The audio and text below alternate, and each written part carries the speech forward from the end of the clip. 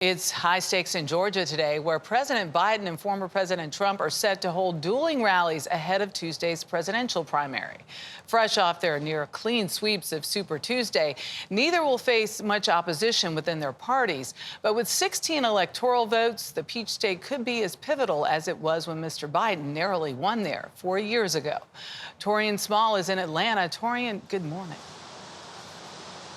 Yeah, good morning, Michelle. So next Tuesday, voters here will head to the polls where it's expected Donald Trump will officially clinch the GOP nomination. But there's no doubt today's dueling polls in Georgia will kick off the general election. This was one of a handful of battlegrounds Biden just narrowly won in 2020.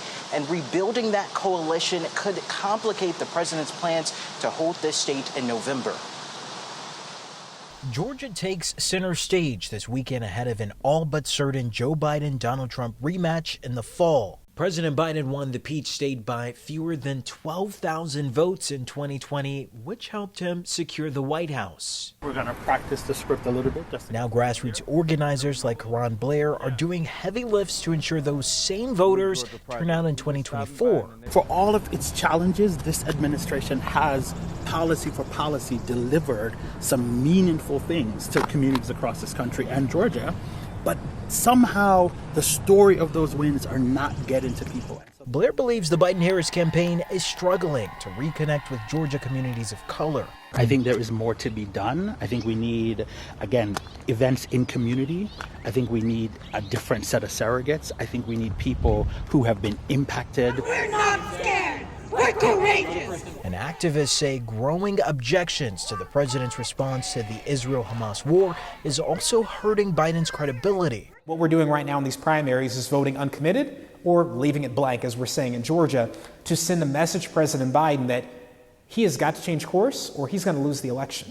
After seeing success in states like Michigan and Minnesota, Edward Ahmed Mitchell of the Council on American Islamic Relations is picking up the Biden ballot protest movement in Georgia. Could uncommitted voters staying home in November cost Biden this election?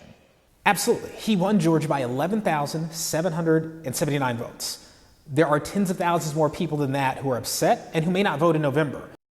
While the president has called for an immediate 6-week ceasefire, pro-Palestine activists say they won't be satisfied until Biden supports a permanent end to the conflict.